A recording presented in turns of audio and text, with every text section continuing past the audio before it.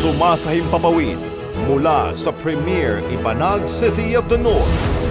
Para sa Diyos at sa Pilipinas nating mahal, ito ang DZYT 765 SMNI Radio Tuguegarao.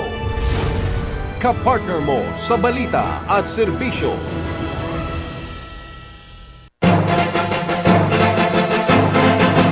Hanap mo ba kalidad na brand new at surplus na auto spare parts? Doon ka na sa Mark Nelson Auto Supply. Ang Mark Nelson Auto Supply ay nagbebenta ng brand new at surplus na piyesa ng Isuzu, Toyota, Mitsubishi, Hyundai at Kia. Kalidad ay garantisado, mababa ang presyo. Kaya naman mula noon hanggang ngayon ay tinatangkilik ng mga customers mula dito sa Cagayan, Isabela, Kalinga at Apayao ang Mark Nelson Auto Supply. Sa Mark Nelson Auto Supply, customer satisfaction is their warranty. Nagbebenta rin ang Mark Nelson Auto Supply ng goma ng sasakyan, battery, lubricants at lahat ng car accessories. Ang Mark Nelson Auto Supply ay matatagpuan sa Diversion Road, Palwa, Tuguegarao City. Tumawag lamang kay Mr. and Mrs. Jonel Fernandez sa numero 846-4631. Kayo'y nakikinig sa DZYT 765 SMNI Radio Tuguegarao. Kapartner mo sa balita at serbisyo. Tomorrow's advanced purification system that works today. Feel Waters, purified drinking water.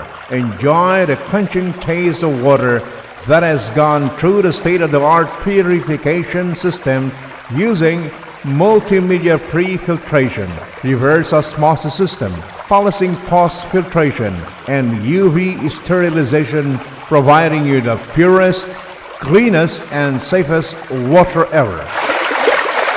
Stay fit and healthy by drinking purified drinking water only. So why settle for less if you can have the best?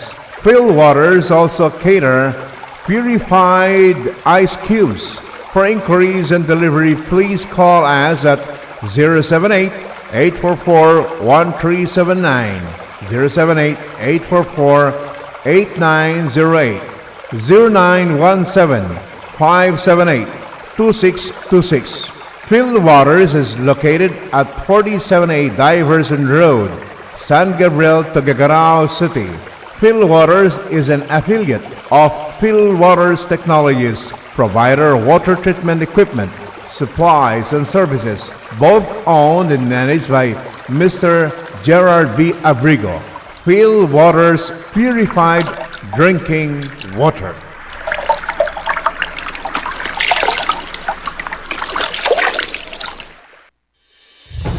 Mga balita, impormasyon, serbisyo at inspirasyon dito lang sa DZYT 765 SMNI Radio Tuguegarao. Sumasahimpapawid mula sa Premier Ibanag City of the North.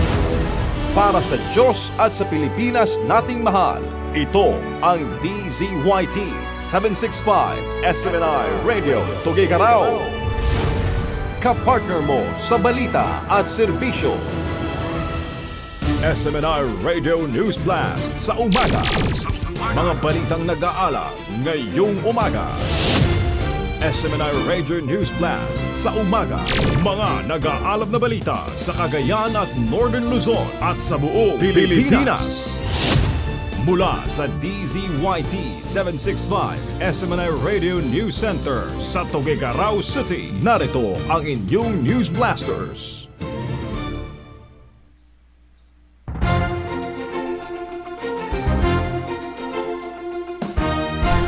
Good morning, Cagayan. Ang araw po ngayon ay Lunes, Abril 27, 2026.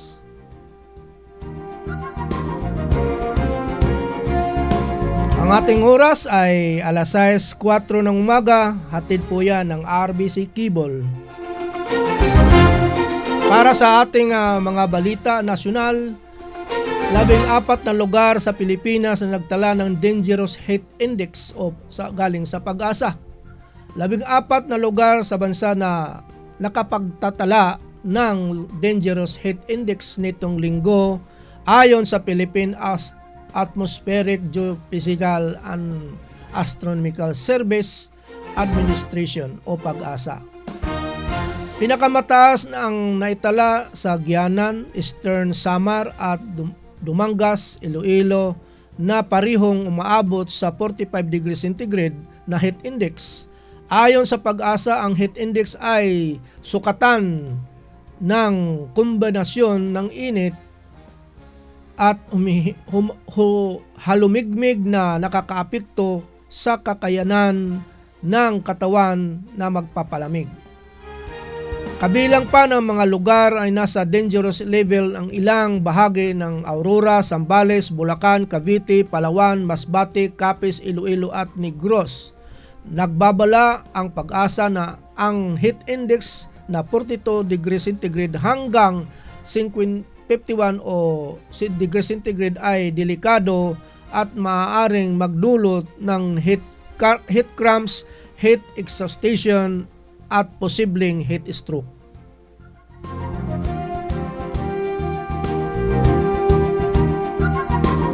Sa iba pa nating mga balita nasyonal, dalawang lugar sa Calabarzon inaasahang maapektuhan ng matinding init ayon sa PAGASA. Dalawang lugar sa Calabarzon ang nakakaranas ng matinding init ng panahon nitong sa loob ng 2 araw, kahapon Abril 26 at ngayong araw ng Lunes Abril 27. Batay sa monitoring ng PAGASA, ngayong araw ay inaasahang aabot sa 43 degrees centigrade na heat index ang Sangley Point sa Cavite City, habang sa 41 degrees centigrade naman sa Barangay Abulong, Tanawan City, Batangas.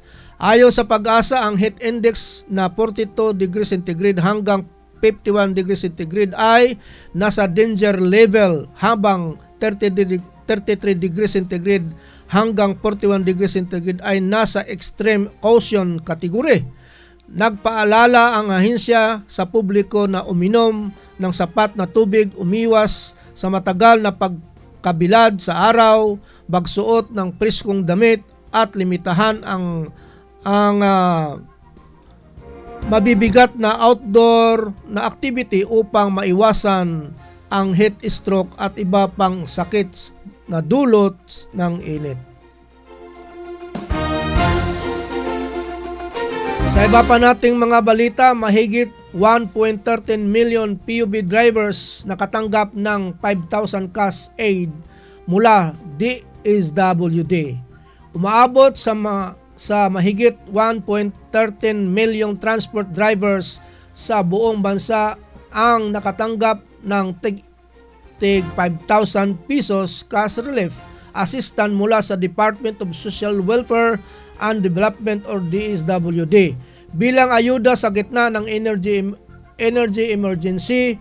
Ayon sa DSWD, ipinapatupad ang pamamahagi ng tulong upang makatulong sa mga tsuper na apektado ng mataas na presyo ng produktong petrolyo.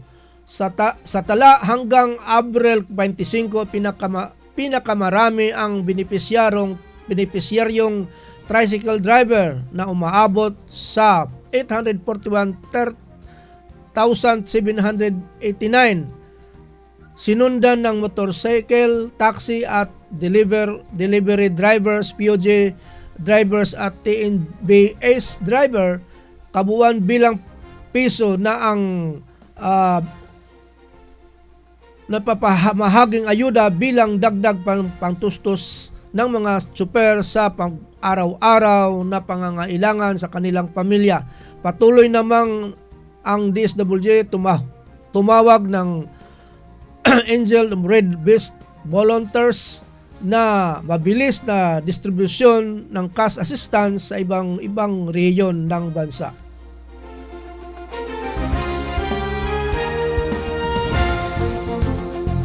Sa iba pa natin mga balita, Pilipinas pinalakas ang papel sa pangdaigdigang kalakalan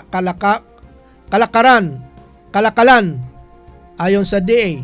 ibinibida ng Department of Agriculture DA ang mas aktibong partisipasyon ng Pilipinas sa pangdaigdigang kalakalan matapos ang 14th World Trade Organization Ministerial Conference. Ayon kay Agriculture Secretary Francisco Chu Laurel Jr., may mga positibong resulta ang pulong gaya ng kasunduan sa fisheries, subsidies at ilang layuning isulong ang sustainability bagamat manatili pa rin ang ilang hindi nare-resolbang isyo sa agrikultura sa pag-unlad.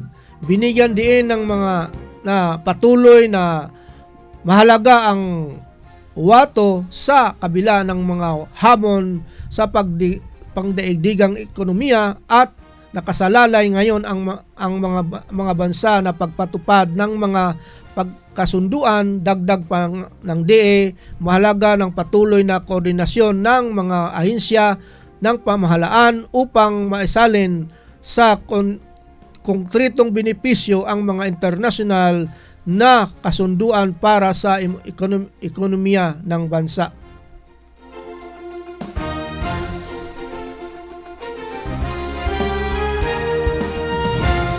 Sa iba pa natin mga balita, DOJ tiniyak na hindi uuwi ng walang dalang resulta sa biyahe ng Czech Republic. Tiniyak ng Justice Secretary Frederick Besa na hindi uuwi ng empty-handed ang delegasyon ng Pilipinas mula sa Czech Republic kaugnay ng kaso ng dating kongresista na si Saldico. Ayon kay Bida, nakatakda silang makipagpulong sa mga autoridad ng Czech upang i-verify ang impormasyon at pag-uusapan ang posibleng legal na hakbang para maibalik si Ko sa Pilipinas. Giit niya may nakuha ng workable intel ang delegasyon at mas malinaw na ngayon ang galaw ng dating mambabatas sa Europa, ngunit patuloy pa itong biniberipika. Kinumpirma rin ng DOJ ang pagdadala ng karagdagang dokumento para sa Interpol Red Notice request laban kay Ko, bagamat wala pa itong maisab publiko ng timeline. Binigyan din ng Bida na manatiling layunin ng gobyerno na mapabalik si Ko sa bansa upang harapin ang mga kasong isinampa laban sa kanya. Sa iba pa natin mga balitang nasyonal, fresh order versus Romualdez sa flood control probe, kinumpirma ni Remulla.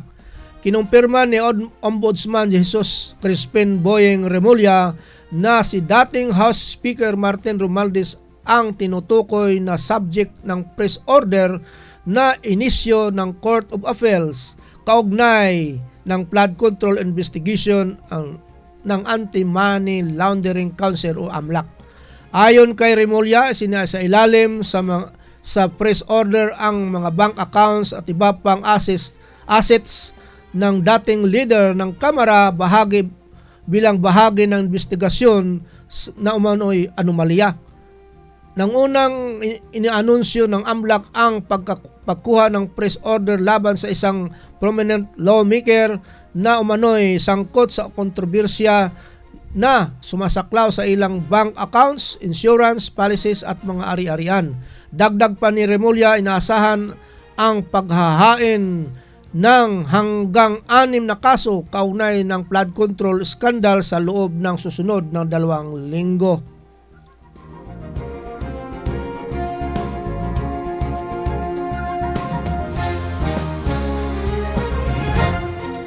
Sa iba pa nating mga balita, Lacson, inihanda na ang Chairman Progress Report sa flood probe. Tinututukan ang posibleng pagsusumiti sa Ombudsman. Inihanda ni Senate Blue Ribbon Committee Chair Senator Pampilo Ping Lacson ang isang Chairman Progress Report kaugnay ng investigasyon sa umano'y anomalya flood control projects at pinag-aralan kung maari itong isinumite sa Office of the Ombudsman. Ayon kay Lacson, hindi niya maipapalabas bilang partial committee report ang kasulukuyang draft dahil kulang pa ang perma ng mga miyembro ng komite. Ibinahagi rin niya na may mensahe mula sa ombudsman na humihiling na kopya ng ulat, kaya kasalukuyang itong pinag-aaralan kung maaari nang ipasa kahit hindi pa ito na ikakasa sa plenaryo ng Senado. Giit ni Lacson, ang ulat ay naglalaman ng mga paunang findings at ebidensya mula sa 8 hearing ng komite na maaaring makatulong sa mga susunod na hakbang ng DOJ at Ombudsman. Dagdag pa ni Lacson, bukas siya sa patuloy na pagdinig ng posibleng muling pagdalo ng Leyte Representative Fernandez Martin Romualdez upang magbigay linaw sa mga isyu ng investigasyon.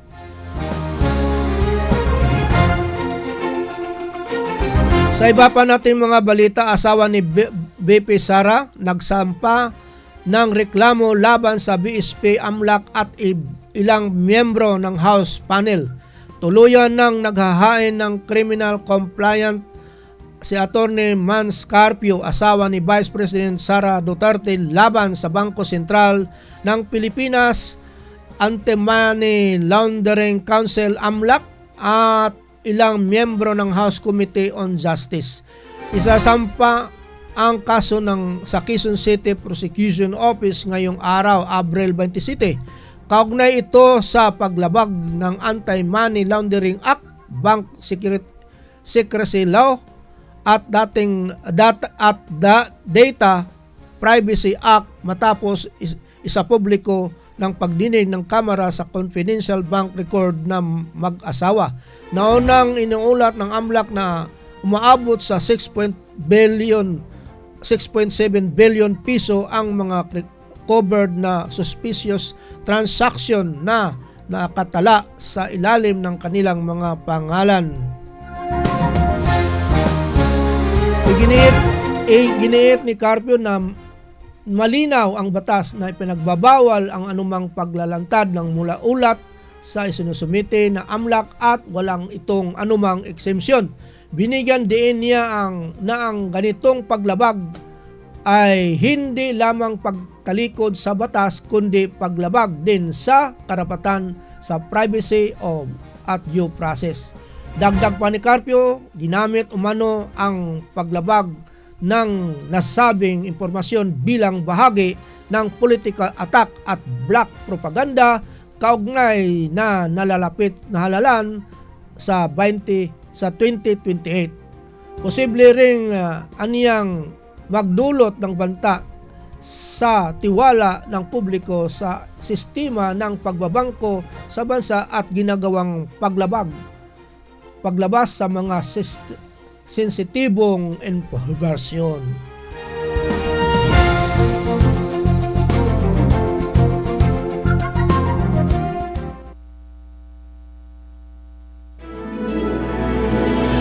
Sumasahimpapawid mula sa Premier Ibanag City of the North. Para sa Diyos at sa Pilipinas nating mahal, ito ang DZYT 765 SMNI Radio Tuguegarao. Kapartner mo sa balita at serbisyo.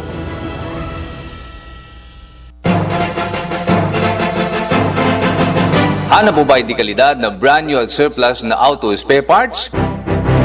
Doon ka na sa Mark Nelson Auto Supply. Ang Mark Nelson Auto Supply ay nagbebenta ng brand new at surplus na piyesa ng Isuzu, Toyota, Mitsubishi, Hyundai at Kia.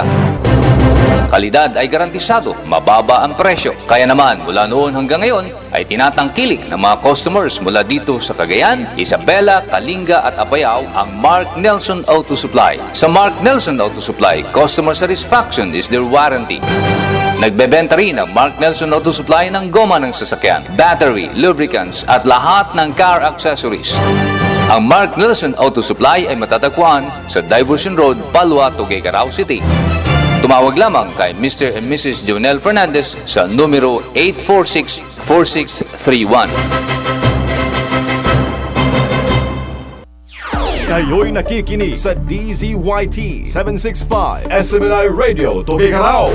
Kapartner mo sa balita at serbisyo.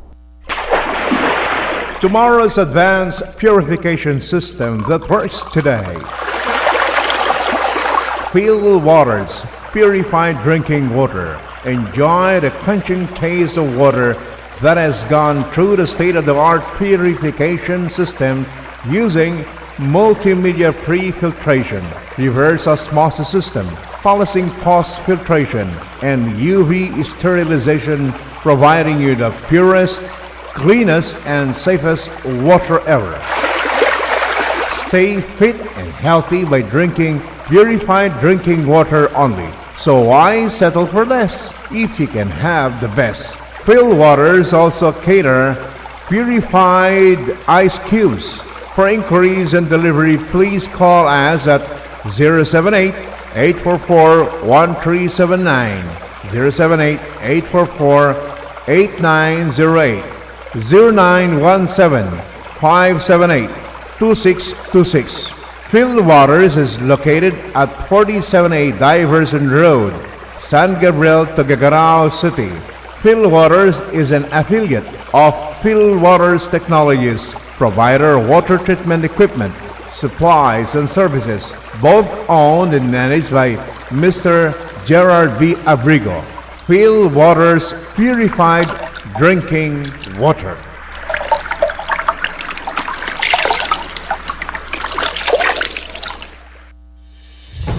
Mga balita, impormasyon, serbisyo at inspirasyon dito lang sa DZYT 765 SMNI Radio Tugigarao. Sumasahim papawid mula sa Premier Ibanag City of the North. Para sa Diyos at sa Pilipinas nating mahal, ito ang DZYT 765 SMNI Radio Tugigarao. Kapartner mo sa balita at serbisyo. Muling nagbabalik ang SMNI Radio News Blast.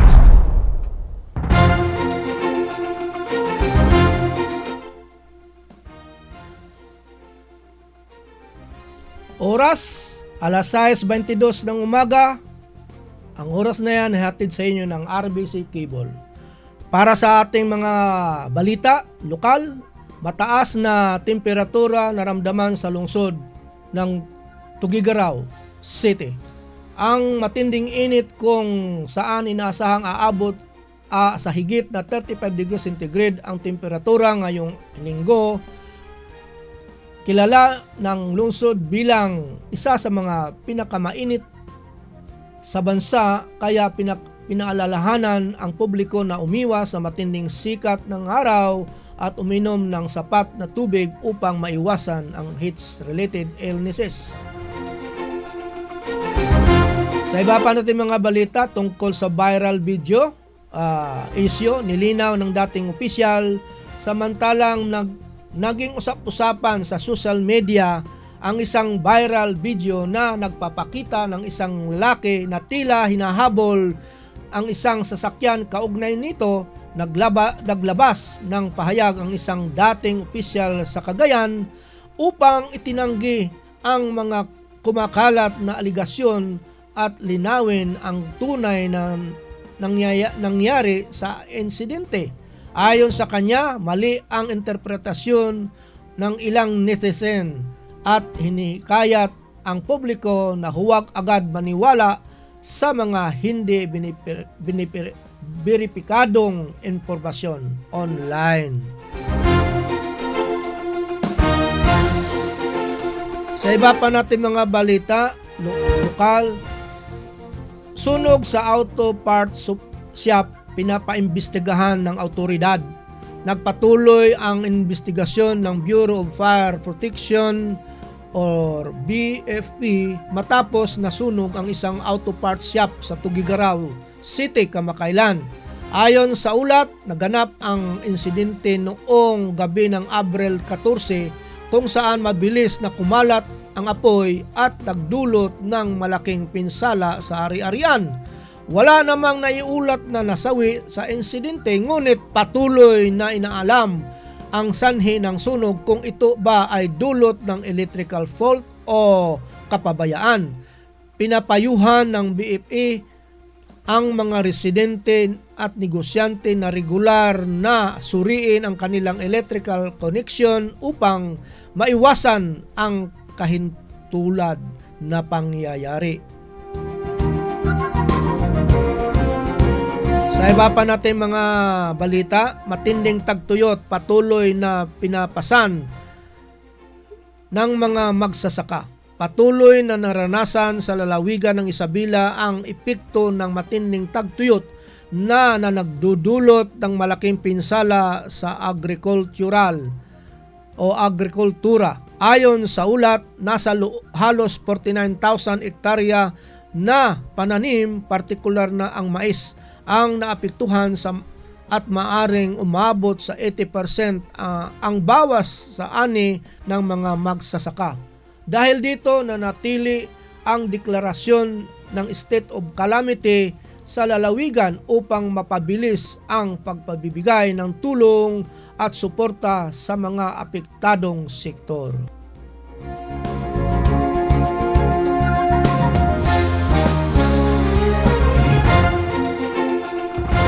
Sumainyo ang mga nag-aalab na mga balita sa SMNI Radio News Blast. Samahan kami muli sa paghahatid ng mga balita sa loob at labas ng bansa para sa Diyos at sa Pilipinas nating mahal.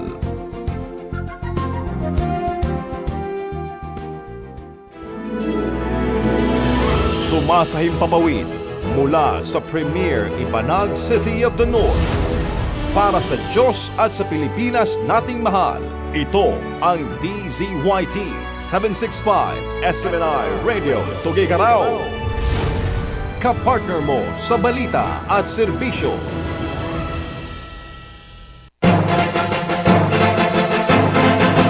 Hanap mo ba kalidad na brand new at surplus na auto spare parts?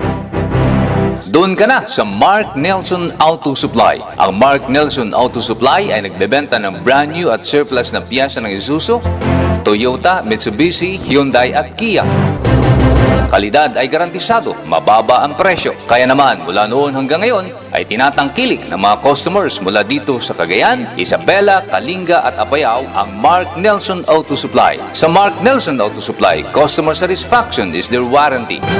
Nagbebenta rin ang Mark Nelson Auto Supply ng goma ng sasakyan, battery, lubricants at lahat ng car accessories. Ang Mark Nelson Auto Supply ay matatagpuan sa Diversion Road, Palwa, Tuguegarao City. Tumawag lamang kay Mr. and Mrs. Jonel Fernandez sa numero 846-4631. Kayo'y nakikinig sa DZYT 765 SMNI Radio Tuguegarao. Kapartner mo sa balita at serbisyo. Tomorrow's advanced purification system that works today. Feel Waters, purified drinking water. Enjoy the quenching taste of water that has gone through the state-of-the-art purification system using multimedia pre-filtration, reverse osmosis system, polishing post-filtration, and UV sterilization, providing you the purest, cleanest, and safest water ever. Stay fit and healthy by drinking purified drinking water only. So why settle for less if you can have the best? Phil Waters also cater purified ice cubes. For inquiries and delivery, please call us at 078-844-1379, 078-844-8908, 0917-578-2626. Phil Waters is located at 47A Diverson Road, San Gabriel, Tuguegarao City. Phil Waters is an affiliate of Phil Waters Technologies, provider of water treatment equipment, supplies, and services, both owned and managed by Mr. Gerard B. Abrigo. Phil Waters Purified Drinking Water.